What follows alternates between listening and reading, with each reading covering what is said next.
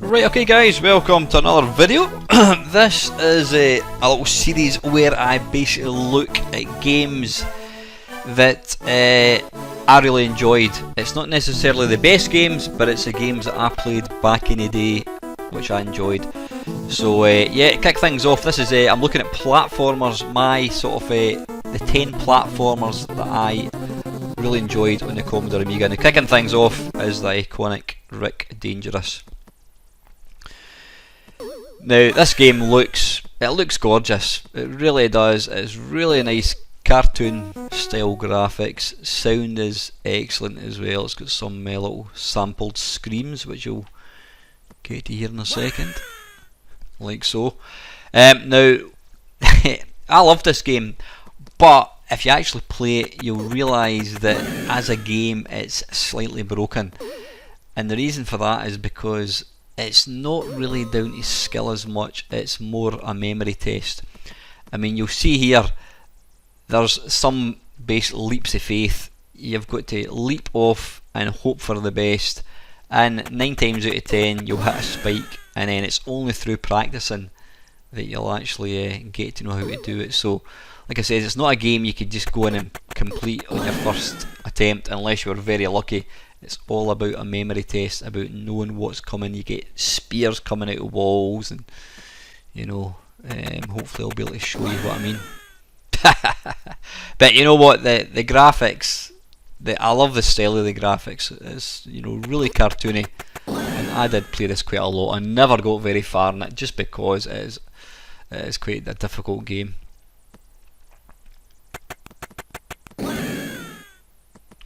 But I can't overstate this, guys. This is not the top 10 best platform games. I mean, the Amiga had some wonderful platform games, many of which are better than the ones that I'm playing here today.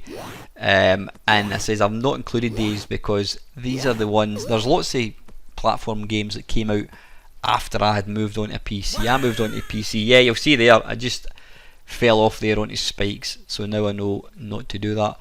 Yeah, there was tons and tons of really good games that came out after I had moved on to PC. I mean, I got rid of my Amiga 1995, I think it was. Now the Amiga was still very much an active platform then, but I had moved away from it.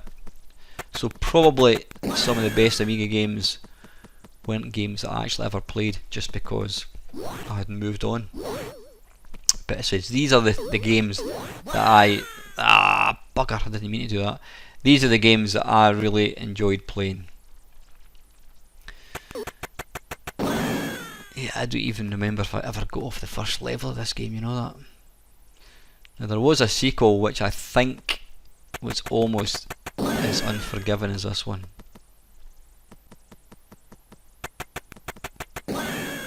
You pull down, press fire button to drop a little bomb, and you also got a stick thing as well. Like that little stick, I don't quite know what use that has. Now I need to jump here because I don't want to land in the spikes below. Oof, there we go. That's what I mean, you've got these leaps of faith, you've got no idea what you're going to come into. But this is, if you owned an Amiga, you'll have played this game, you'll love this game. It's a game that I enjoyed. I says it is a very unfair game, but it's epic. That is Rick Dangerous. Right, next one up, The First Samurai. Now I'm letting you hear a wee bit of the music because it is just sublime.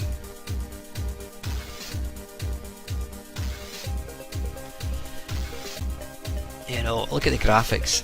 Honestly, just making this video again makes me realise just what an absolutely phenomenal computer the Amiga is. I'm not going to say was, because it is still a phenomenal computer. It would have to be my favourite home computer. Now this intro does go on for quite a while, so I'll probably cut it. I'll let you see a wee bit, and then we'll actually get into the actual game itself. The music is to die for.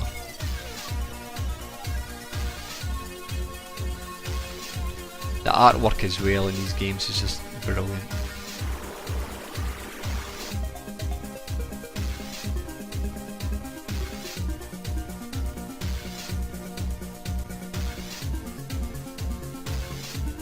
So anyway, let's cut that, we'll edit this a wee bit. There we go, this is the game itself.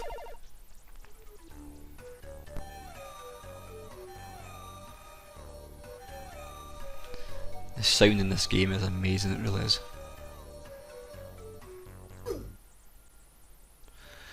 Look at these hand-drawn graphics. That is a game type that I miss. You know, it's all about pre-rendered and 4K visuals and that kind of stuff, but there's something just intrinsically beautiful about a hand-drawn game like this. Just looks stunning. All these graphics were designed, you know, by hand. Just amazing. It's quite a tricky game, this again, but it just looks absolutely gorgeous. Looks and sounds gorgeous.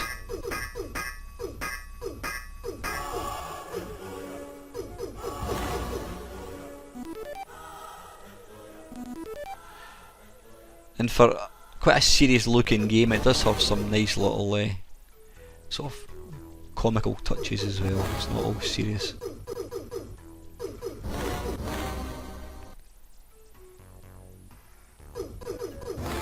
Now, there was a second samurai game. I don't recall playing it that much. I said I might have actually moved on to the Commodore Amiga by that point. Here we go, I've got my sword. I can go and do some damage. But when a game looks this good, it just begs you to explore it and to get to the next level.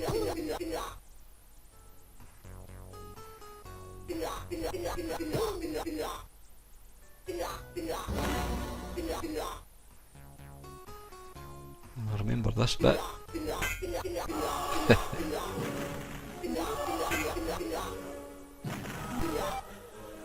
I would love to know that little Hallelujah soundbite. I would love to know what choir actually recorded that, or I guess it could have been any one of 1,000 choirs throughout the world. But it's a famous little clip. But yeah, the way you can interact with your surroundings, you can climb up and down. Obviously you've got your different weapons as well.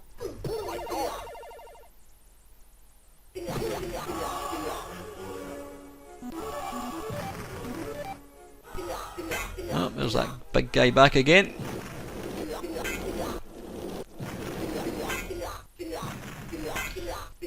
Don't think I can kill him somehow.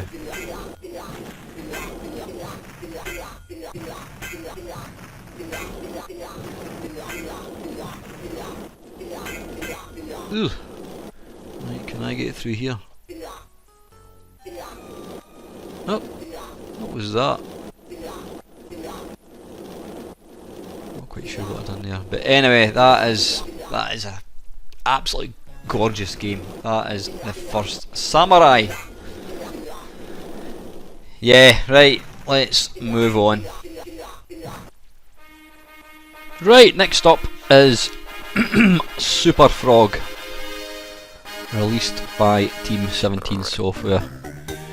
Now I remember, was it Alien Breed, I think it was, when you loaded Alien Breed you got an advert for Superfrog, and this was going to be basically the Sonic the Hedgehog killer. It was going to be the equivalent icon that we needed on the Commodore Amiga. And I've got to say, they didn't really disappoint. As you'll soon see, it's a rather fetching little game.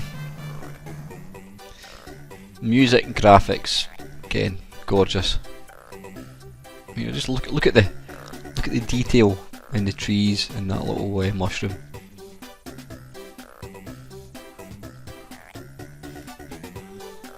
So here we go, level 1.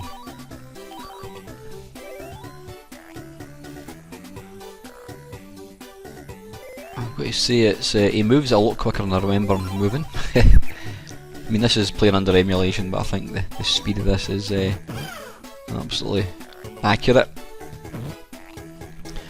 So yeah, you can see it's basically borrowing quite a bit from Sonic the Hedgehog. you know, the speed running about collecting coins instead of rings. It's not quite got the graphical grandeur of the Sega game, I wouldn't think. You know, that had the real bright colours and the sort of the detailed kind of backdrops.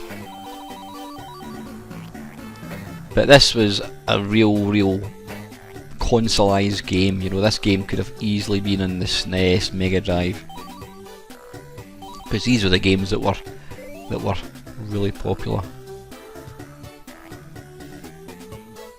Right, a little aggressive looking. Oops, a daisy. I like the way your wee body falls from the head at the very top where the extra lives are kept. Music's amazing though. Not quite sure who did the music for Team 17 games, but the music in all this sort of, or at least, you know, most of the Amiga games that came out around about this point, it was just incredible. I mean, the music was one of the big pluses of the Amiga. It was amazing looking, or amazing sounding I should say.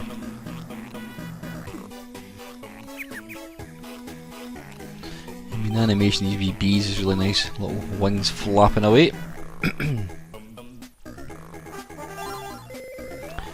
don't think, was there ever a sequel to Superfrog? I don't recall there ever being, so I wonder why. Now the big problem with the Amiga was the piracy. There was an awful lot of piracy. It was so easy to get a hold of games, so games could have been the best game ever, but if people could get them for nothing, and you know, I've got to put my hand up, I was guilty of it. I used to buy originals, and then when the chance of getting games for £5 from a local market appeared, then it was too good. It was too tempting. I've got the yo-yo thing, I didn't even remember that.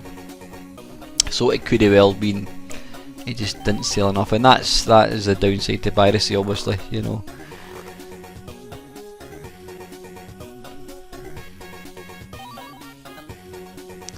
But yeah, the attention to detail.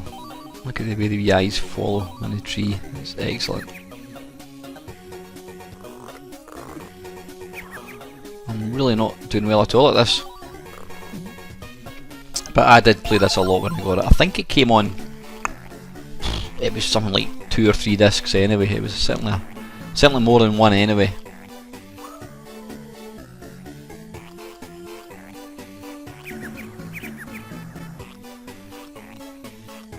But a really nice game.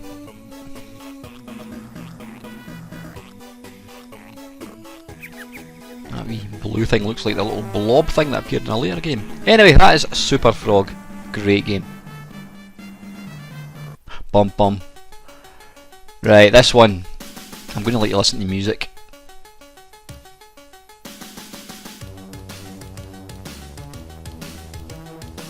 Listen to that music, that is awesome. I've just actually noticed that woman is wearing a see-through top.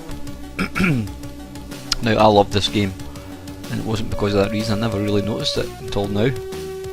Yeah, this game is basically a shameful rip-off of... rip-off's not the right word to use. It's basically a faithful recreation of Super Mario.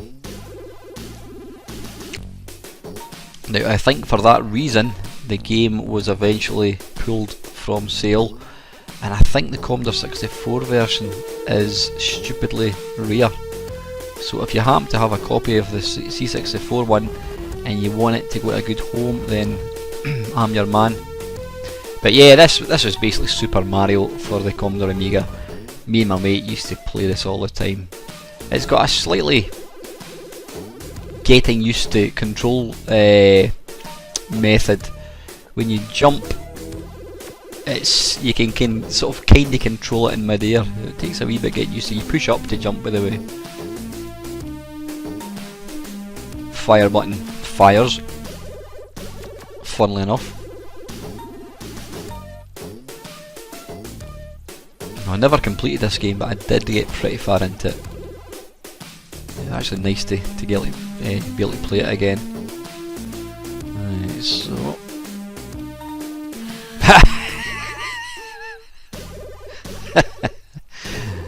Yeah. Yeah, the jumping does take... Oh, that was close. The jumping does take a wee while. Oops, oh, that was lucky. Yeah, when you pick up that, you've got the kind of coloured spiky here, which then lets you jump up a la Super Mario and get gems and whatnot from the rocks this time. Come on. It doesn't get any easier. I mean, they're even using mushrooms, for God's sake. Clouds, mushrooms. You can definitely see why Nintendo got slightly pissed off when these guys released this game. Now there was a sequel to this, was it Hard and Heavy I think it was called. Never ever quite enjoyed it as much as I enjoyed this one. Yeah, let's just try and do it one jump at a time. There we go, that's more like it.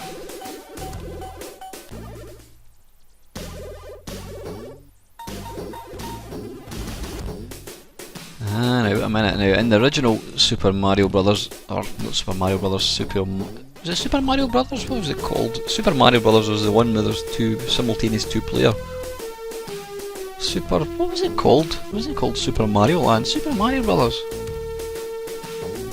You know what, I can't even remember the name of it. Anyway, you know what game I'm talking about. You could basically jump above the landscape and then walk right to the very end and get to a secret kind of warp level.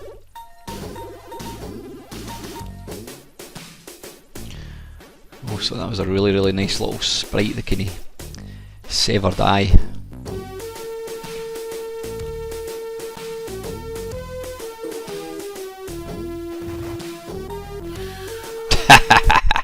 Anyway, listen, that is great, Gianna Sisters. That is, I love that. That's probably my favourite platform game on Amiga. Now, you know this one by now. This is Fire and Ice. This was released by Hewson Consultants and programmed by Andrew Braybrook. So you know when he programs a game, it's going to be a good one. I love the little map at the bottom. This is such a glorious looking game, it really is.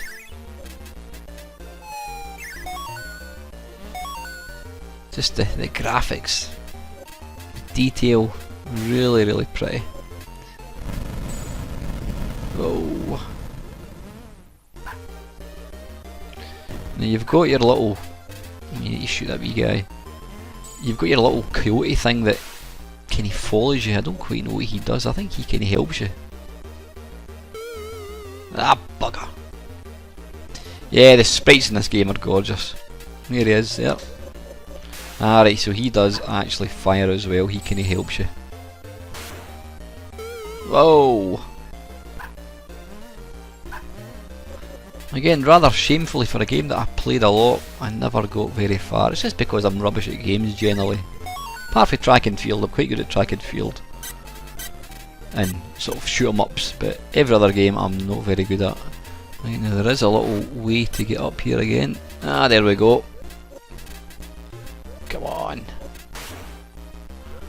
Right, I'm using an Xbox 360 controller, and using a little analog nub is never the easiest way to play some of these games.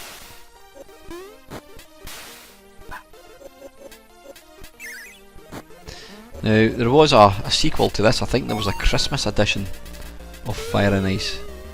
Now, I think the idea is you've got to pick up the parts of a key.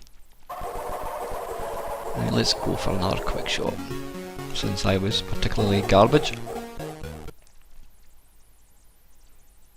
Was this game ever released on the Mega Drive? I think it might have been.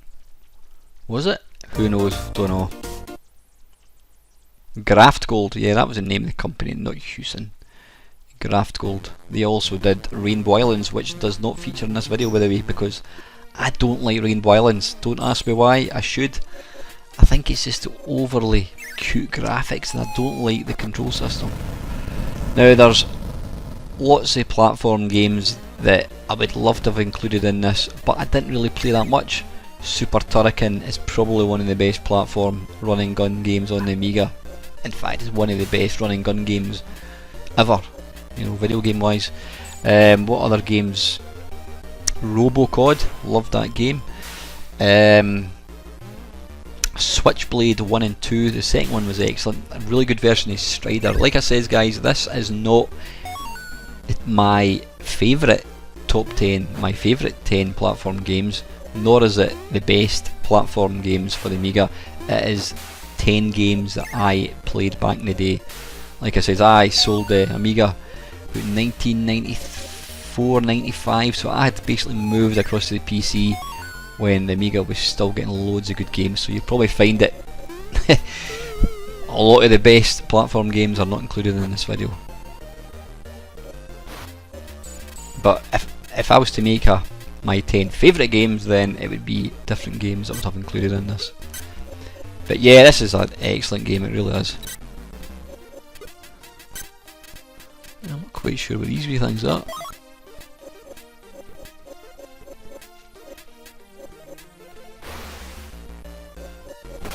Hey, there we go.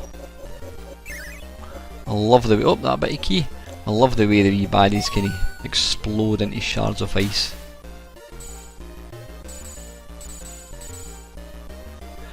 Yeah, graphics in this game are just gorgeous. That little thing's like a dog, it was barking. So anyway, that is Fire and Ice. If you've never played it, go and check it out. It is a marvellous game.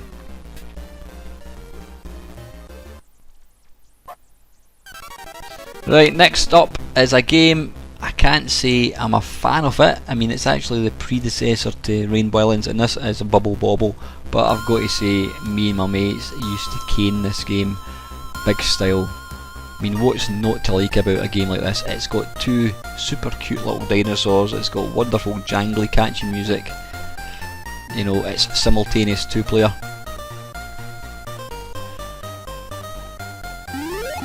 And this is, conversion wise, this is as good as it gets. I mean, I did do an arcade perfect my arse on Bobble. Oh, have I? No, I haven't actually. No, I've not. I should probably do one, but you know what? I think there is not a bad version out there. Now, you get points for bursting bubbles, so when you're waiting for the level to move, stand against a wall and just fire bubbles, and I think you get 1 point, which is better than nothing. I notice I've kind of slightly cut off the right side of the screen, but it doesn't affect the gameplay obviously, it's just the score's slightly cut off.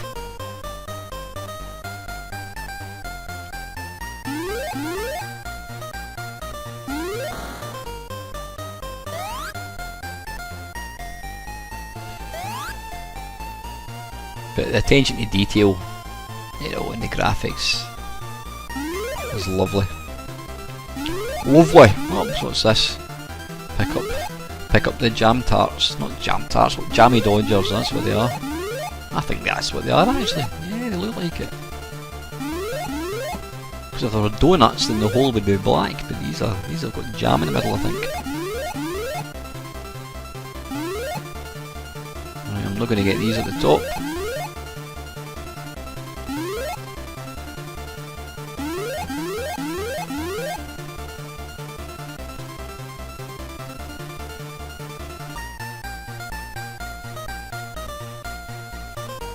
If you don't know about this game, if you hang about too long, the baddies get quicker and quicker and quicker, then eventually you get a baddie that comes out, what's he called?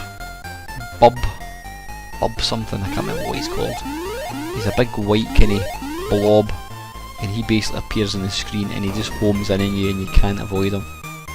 So you don't want to hang about too long. But yeah, simultaneous 2-player games don't get much better than this. That is a lovely conversion, and it is fun to play even if I don't enjoy it. Don't enjoy playing the game on my own. You're better off with 2 players. I think that's possible why I don't enjoy it so much now, but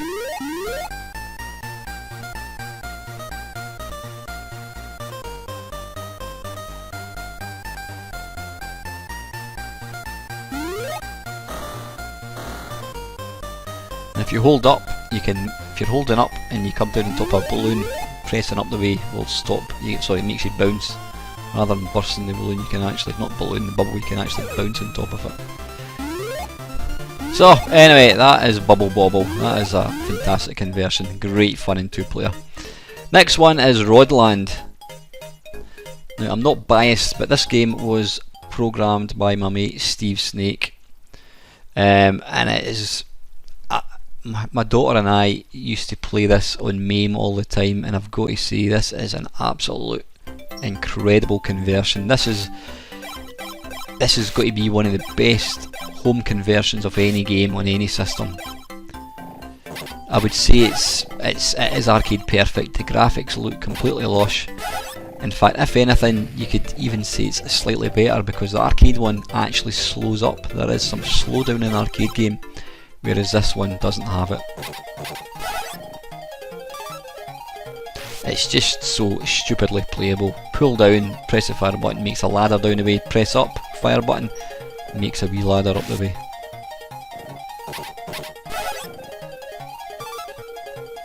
Yeah, again, I was going on about Raid Dwellings. I don't like it because it's got super cute graphics. This one's got super cute graphics, but it's just such a great game. When games are this much fun to play, then, you know, why would you not want to play it? Now, to get a bonus, to get the baddies to change into letters, which you then have to catch, you've got to eat all the flowers or collect all the flowers. So we'll get this flower, then they'll all change into... You've then got to kill them, then they turn into letters, and I think if you make the word extra you get something. I don't know if you get points or a extra life or something, I'm not too sure.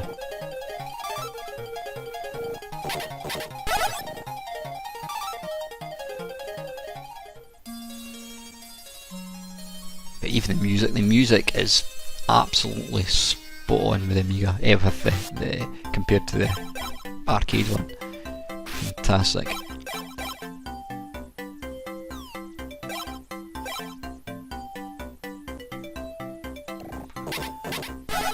And my mate Steve also did the Commodore Amiga version. Be quiet. He also did the Commodore 64 version. I should really think about what I'm going to say before I let my mouth open and spout utter garbage. But yeah, he did the C64 version, which is an absolute sublime conversion as well. If you're interested in watching it, I did do an arcade perfect my arse on Rodland.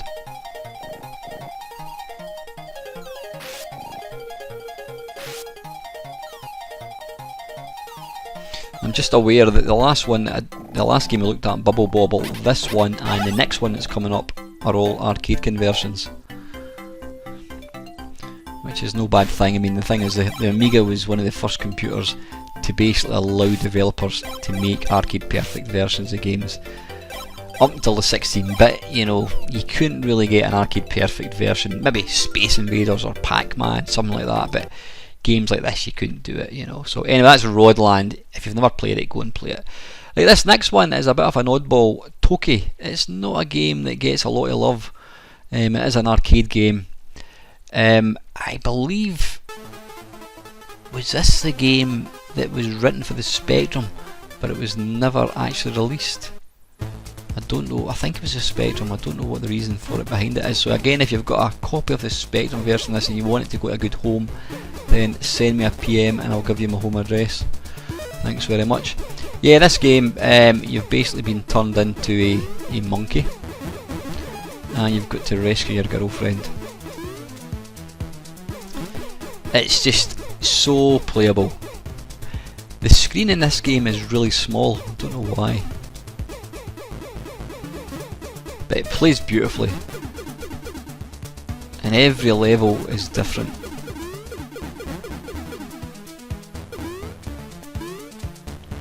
If you pick up that American football, that gives you... Ah, bugger, I went down too far. Right, I need to try again.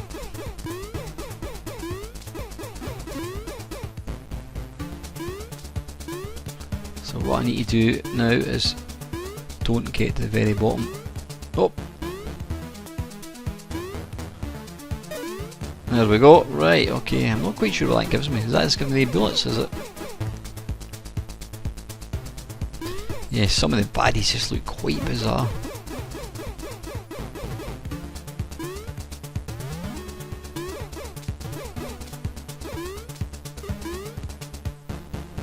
Come on, ah, there we go. Is it because I had the helmet, possibly?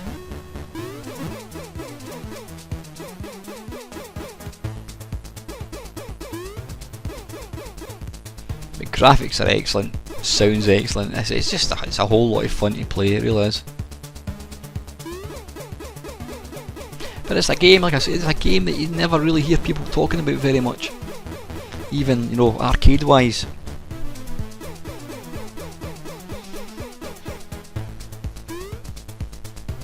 I should probably do an Arcade Perfect My Arspace in this game if I've not already done one. You know, I've done so many of these videos that I've actually found myself almost repeating myself. What I generally do is check to see what I've done before I go and make a new one.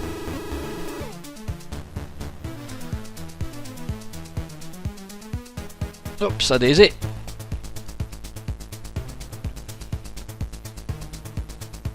Where's it put me?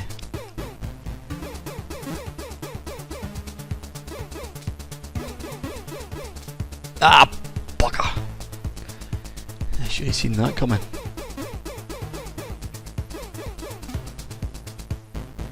But I can't comment on any other versions of this because I've never actually played them, but I did play this a lot on the Amiga because it is so good.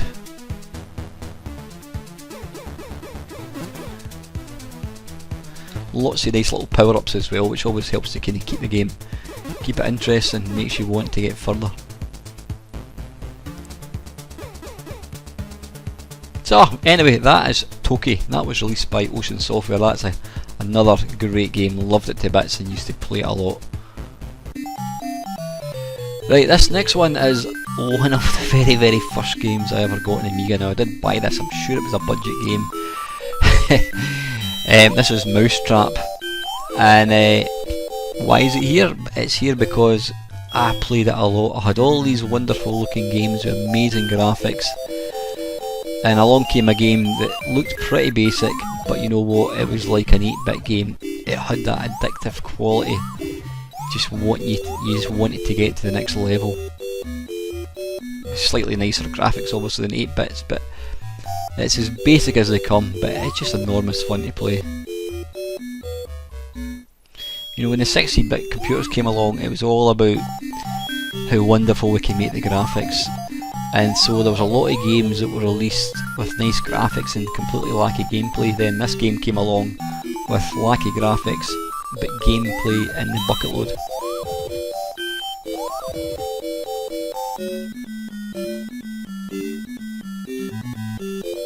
It's got one of the most irritating tunes ever, but you know what, it never really bothered me. I think you can actually turn the sound off. So you basically need to collect all the little things, in this case little balloons I think it is, and then you need to make your way to the exit. You've got to be careful you don't fall. If you fall from any height you lose a life. He disappears out his little mouse hole, there he goes.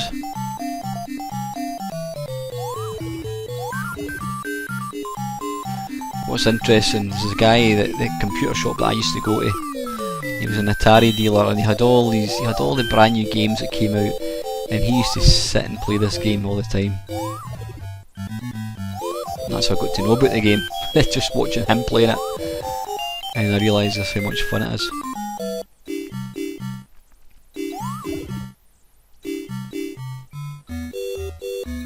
Ah, bugger! Yeah, graphics are as basic as anything. You've got a little time limit on the left hand side. I don't quite know why you've got a bomb. I don't know what the bomb's going to do with this. Ah, damn it. You'll notice when you fall off an edge, you don't just fall straight down, you kind of fall off on a trajectory, so you need to be careful. Unlike me. Pick up the wee Christmas pudding. Let's see if I can go down this way. Can I fall down there? Nope! That's Mousetrap. Right, last game guys. I had to include this one. This is Zool. Again, it's quite an irritating game, but you know what? I remember seeing this game in, I think it was Amiga Power, and it just looked amazing. Here was a game that was it was better than Sonic the Hedgehog, it was better than Super Mario. Well, so we were told, so we wanted to believe. Sadly, it's not as good as either of these two games, but you know, it just looked so lush. Playing it now, I've got to say, it's a bit in your face with the graphics, especially the background graphics.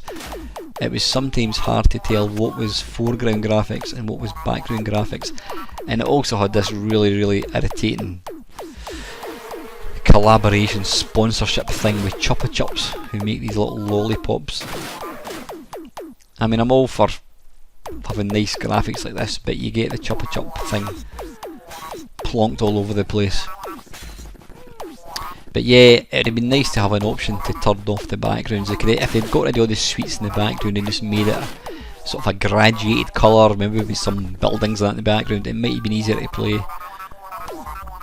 But you know what, I bought this game. I mean, and I played it a lot to begin with, until I realised that I wasn't overly struck in it. And again, I think Gremlin thought, or at least he hoped, that Zool was going to be the Amiga icon. He was going to be to Commodore what Sonic was to Sega. But I don't think it really happened. I think people tired of Zool fairly quickly. I mean, they brought out this version, in fact this is the AGA version. They brought out the original version, then they brought out an AGA version, then I think they brought out Zool 2. I don't think there was any games after Zool 2, because it was kind of more of the same. In fact, I think did Zool 2 not have, you could pick to be a girl Zool as well? I'm not quite sure what that added to the gameplay experience, if anything. But yeah, looking at it now, I'm like, would I play this for any length of time? Probably not, because I can hardly see what I'm supposed to be doing. The baddies that you're trying to kill just blend into the background. But you know what, back then I did play it a lot. You know, I wanted to believe that I had a Sonic beater on my Amiga. I think actually the non-VGA one, not the VGA, the non-EGA one, AGA, sorry, might have had slightly less backgrounds. I can't remember exactly. So it might have been slightly easier to play, but yeah, nice game mechanics, animation's great, graphics are well defined, just a bit too much. They should have got rid of all the background graphics and just put something nice and plain so we could actually see what we're supposed to be doing, or even give us an option to turn them off. But anyway guys, listen, that is it. That is my 10, not my favourite, it's the 10 platform games that I played the most when I had the Commodore Amiga. I mean, I got my Amiga in 1989 and I had it until about 1993-94, and then I sold it to get a PC. But I will be doing another feature on the Amiga, and it will be shoot 'em ups, you know, different genres of games. So anyway guys, I hope you enjoyed watching it. If you like my videos and you've not subscribed, please consider doing so, and as usual, thank you very much for watching.